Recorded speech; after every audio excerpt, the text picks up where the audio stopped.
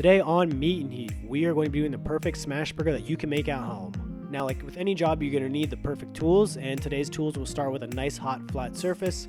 I prefer using cast iron pans because they're hot, they're heavy, they hold their heat well, and once you get them seasoned, they become non-stick.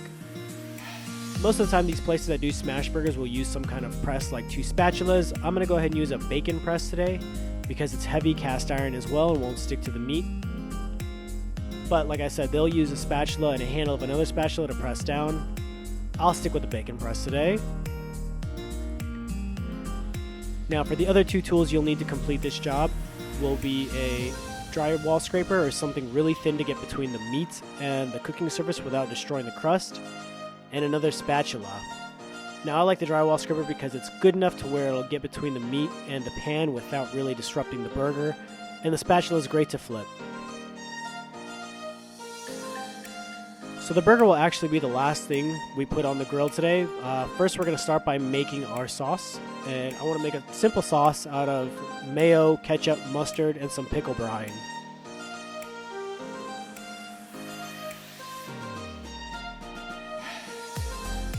So you want to mix that up, mix it nice and ensure that you have a good consistency there. Add a little bit more of whatever you think it needs.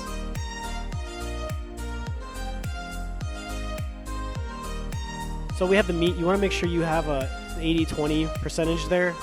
If it's a little bit less fat, like a 90-10, you're not going to get the same result.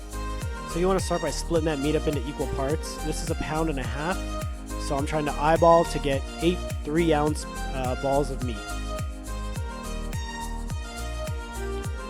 Now we want to get started. We'll throw a little bit of oil on the hot pan before it gets too hot to touch, and we'll go ahead and spread it around the entire surface of the cooking area as well as the top of the pan. We do this to make sure to help protect the seasoning we worked hard to create and create a nice non-stick barrier across the whole cooking surface. So the first thing we're going to cook is bacon.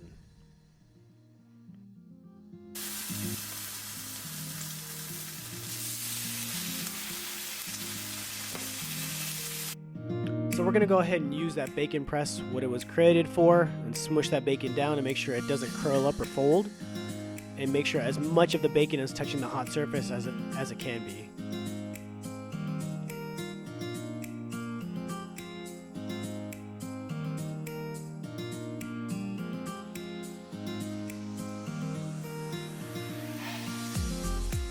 Once the bacon's done, go ahead and remove it, but we leave the grease on there because it adds extra flavor to whatever we're putting on next.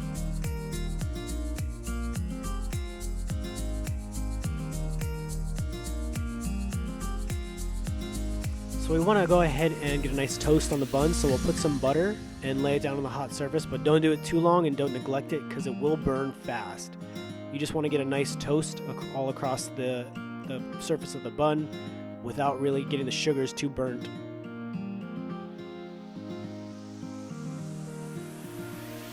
This adds flavor as well as texture. So that little 3-ounce meatball we had, go ahead and set it on the grill unseasoned. And this is where we use our bacon press to really smash it down and make it a good smash burger. I keep it simple with salt and pepper. And after cooking some time, you want to go ahead and use whatever you're using to separate the meat from the cooking surface.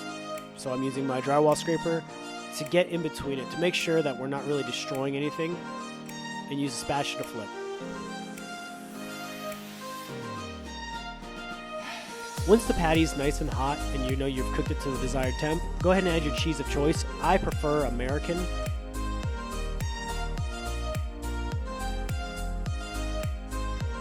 The cheese is going to melt from the patty being so hot as well as just being near the cast iron.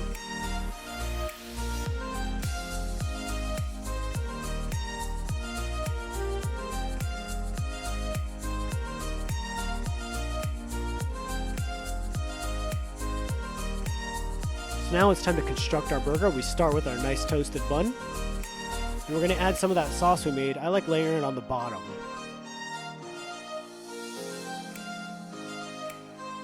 And from here we're going to add our cooked patty and melted cheese.